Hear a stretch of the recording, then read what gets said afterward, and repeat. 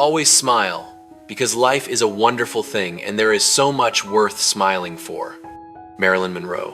A smile is not just a reaction to joy, but a subtle power capable of guiding the mind. Like a small flickering flame in a cold room, it spreads warmth and dispels the darkness. When we choose to smile even in the darkest moments, we are performing a profound cognitive restructuring, changing the way we see the world, turning the cracks of reality into openings for light to enter. Life is like a painting with countless shades, not always bright and vibrant. It is the blend of light and shadow that creates depth and vitality. Those who know how to smile are not people who have never tasted suffering, but those who understand that suffering is merely one chapter in the long book of the journey, not the entire story. They are silent artists who use their own inner world to repaint the colors of reality, turning gray days into something gentler and full of hope. A smile is also a miraculous social signal, an invisible bridge connecting human hearts. It soothes tension, opens space for understanding, and plants a sense of safety and closeness in others. When we smile, we not only heal ourselves, but also spread positive energy like gentle ripples expanding across a calm lake. Always smile is not a denial of sadness, but a sincere invitation. Choose your attitude toward life proactively. Dare to see beauty even in what is imperfect, because life is not always easy, but it always holds moments worth being gentle with ourselves, and it can all begin with a single smile. You don't always need a plan. Sometimes you just need to breathe, trust, let go, and see what happens. Mandy Hale. The more we try to control everything, the easier it is to fall into stress over things beyond our reach. A plan is a useful map for direction, but if we cling to it too tightly, it becomes an invisible cage, trapping us in fear of mistakes and failure. At that point, the mind is no longer flexible like flowing water, but becomes rigid and easily shattered by life's surprises. Taking a deep breath, an action that seems so simple, is the way to bring us back to the present, where worries and expectations have not yet distorted reality.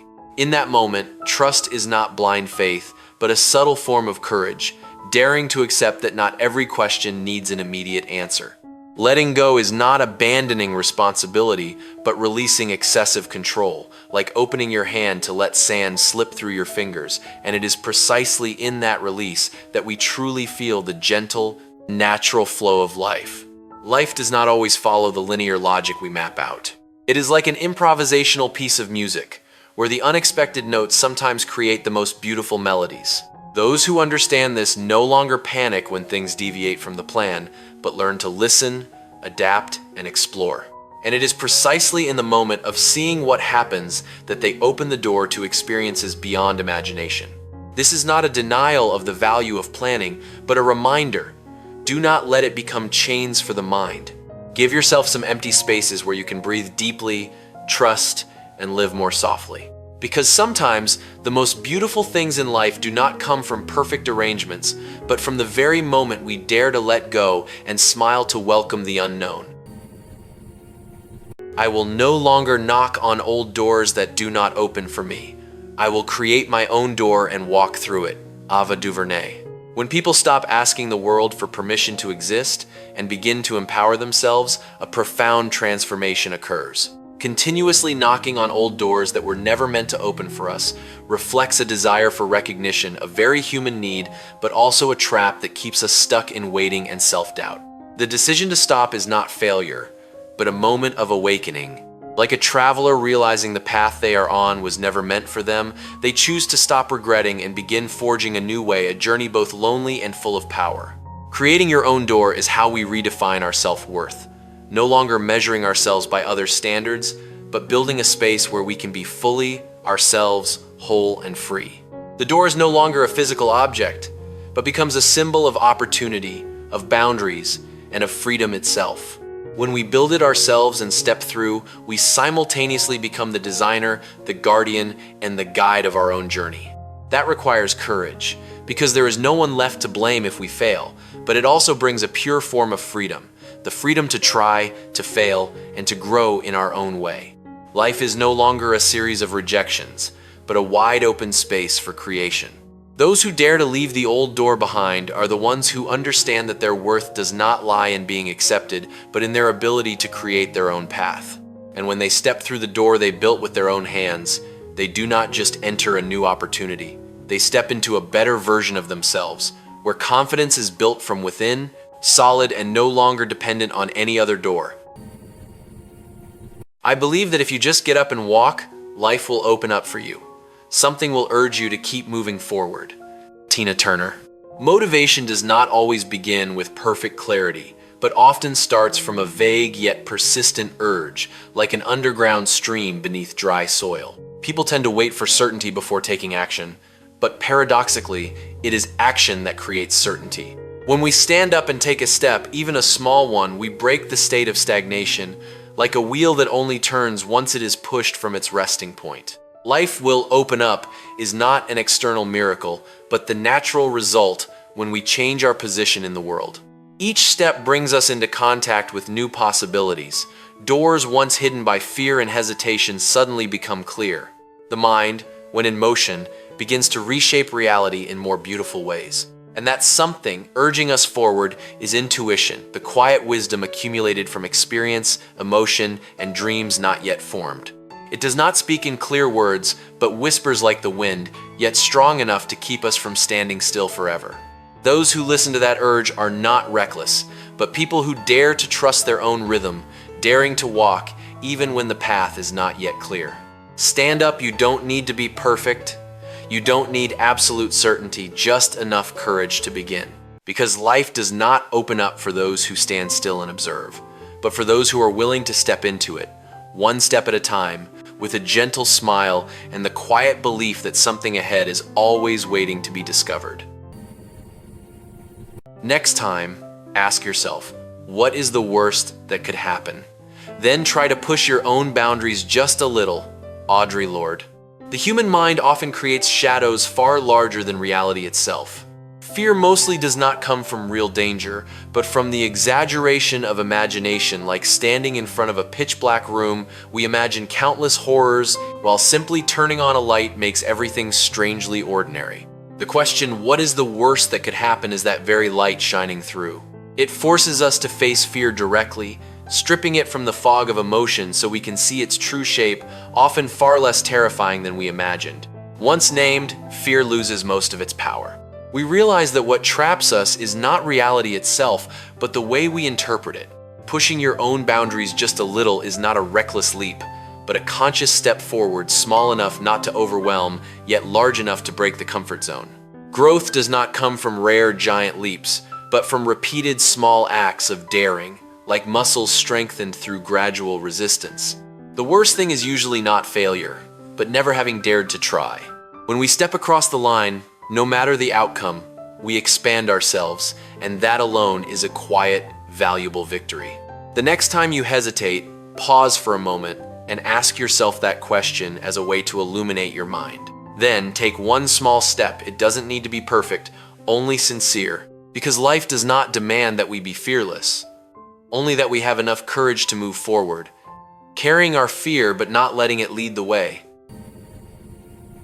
The only thing we need to decide is what to do with the time that is given to us. J.R.R. Tolkien. We cannot lengthen time, but we always have the power to shape how we live within each moment. People are often haunted by the past that is gone and the future that has not yet arrived, forgetting that the present is the only point where our will can truly act. Time, therefore, is not just an objective flow, but also a mirror reflecting our choices. Each moment is like a coin placed in our hand, and we are forced to spend it whether consciously or not. If we hesitate, it still slips away. If we waste it, it still disappears. But when we decide with awareness, every second becomes a brushstroke contributing to the painting of our life. Those who understand this no longer ask, "Do I have enough time?" but instead ask, "How am I using this time?" A small shift that is truly revolutionary. The way we use time is also the way we define the value of our lives. What we give our time to, we gradually become. If we give it to fear, we nourish stagnation. If we give it to learning, we grow. If we give it to genuine connections, we enrich our emotional life. We don't need to control everything, only to take responsibility for our choices in each moment. When we truly understand that time is a finite gift, we begin to live more deeply, slowing down when needed, moving forward when we should, and smiling, Because in every passing second, we are truly living, not merely existing. The future is not something we enter. The future is something we create. The future is not a place that already exists waiting for us to arrive. It is simply a blank canvas yet to be painted, and it is our daily actions, choices, and attitudes that become the first brushstrokes shaping it. We are not just passengers, but the designers and operators of the ship that carries us toward the future. The belief that the future is something we create brings a wondrous sense of agency. It shifts us from anxiety to creation. Instead of asking, "What will happen to me?" we begin to ask, "What will I do to make it happen?" That small change in the question is enough to transform our entire perspective. The future is not formed by rare big decisions, but by countless small choices repeated every day. It is like a garden. It does not become lush on its own without caring hands. Every thought, every habit, every action is a seed. What we sow, we will reap. We cannot choose every circumstance, but we can always choose how we respond. And it is those responses that are quietly building tomorrow. When we truly understand this, we live more consciously, not rushing, yet not procrastinating, taking small steps with a gentle smile, because life is always wide open for those who dare to create. Life has no limits, except the ones you create for yourself. Les Brown. The line between possibility and fear is often blurred by unconscious beliefs. We tend to think we are limited by circumstances, conditions, or other people, but deep down, most of those walls are built from within, from repeated phrases like, "I'm not good enough," "I can't," "That's not for me." Psychological limits are like a transparent glass cage. We can see the vast world outside, yet we dare not step out because we believe there is an unbreakable barrier. In truth, that cage is not locked, it only exists because of our own belief. When we begin to question those limits, even just a little, a crack will appear, and through that small crack, the light of possibility will seep in. Breaking limits is not an explosive act, but a subtle process, recognizing the beliefs that hold us back, questioning them, and daring to take small steps beyond the familiar.